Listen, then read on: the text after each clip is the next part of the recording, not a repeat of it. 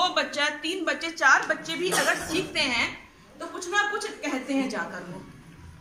और मुझे लगता है कई सारे बच्चे, क्योंकि मीना मंच मैंने देखा है, हम विज्ञान की पढ़ाई करते हैं, गणित की पढ़ाई करते हैं, उसकी अपेक्षा जो मीना मंच है इतना विशाल इसमें कार्य है कि हम स्वतंत्र हैं कुछ भी सिखाने के लिए और किसी भी तरीके से सिखाने के लिए स्वतंत्र हैं। तो बच्चों को इंटरेस्ट आता है डांस से, नृत्य से, गायन से, उसको बहुत मजा आता है उसमें। और कहानियों से अगर हम सिखा रहे हैं इसको, क्योंकि हम स्वतंत्र हैं तो हम बहुत अच्छा कुछ सिखा सकते हैं कहानियों के माध्यम से केवल। और हम सिखाते हैं, बच्चा घर जाकर कहता भी है, अपने अभिभावकों से कहता है, अपने भाई से शेयर करता है बात।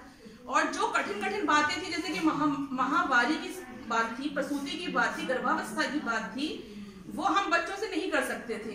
लेकिन जो अरमान मॉड्यूल है उसके माध्यम से हमें बात करनी बहुत सरल हो गई। जो फिल्म्स आई हैं उसमें, उसके माध्यम से हमें बात करनी सरल हो गई। और मान लीजिए पूरी बात नहीं कह पाता है बच्चा, और कुछ ना कुछ अभिभावकों को भी असर पड़ा है, जी पड़ा है असर, तो कुछ तो कहता है जाकर, कुछ फर्क पड़ता है, थोड़े से ही बड़ा होता है।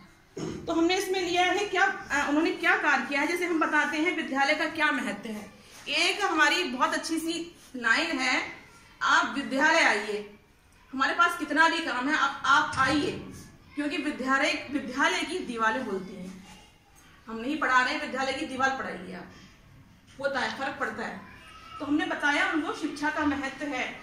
और जो अरमान मॉड्यूल है, जो हमारा मीना मंच है, इसका एक मेन चीज है जो हम पहले से भी करवाते आए थे, लेकिन हमें एक मुख्य चीज मिल गई कि हमें करवाना है ये प्राणायाम, योगासन, प्रार्थना।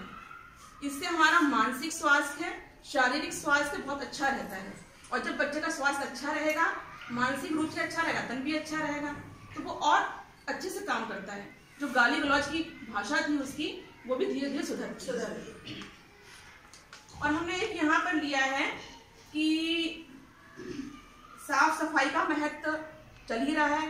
उसका महत्व, खाना खाने से पहले हाथ धोने चाहिए, नहाना चाहिए, नहा कर आना चाहिए, प्रतिदिन क्यों आना चाहिए। और हमने एक लिया है मानसिक शारीरिक स्वच्छता और मानसिक स्वच्छता। एक हमने टॉपिक लिया जो बच्चों को बताते भी हैं। शारीरिक स्वच्छता और पर्यावरण की स्वच्छता तो होनी आवश्यक ही है, लेकिन हमारी मानसिक स्वच्छता भी होनी आवश्यक है।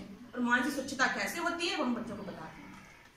और कुरीतियां, छुआछूत, अंधविश्वास और वैज्ञानिक दृष्टिकोण, जो भी हम बातें करते हैं वो हम बच्चों से जो बात करते हैं, छोटी छोटी सी बात करके, वो बच्चा घर में जाकर बताता है।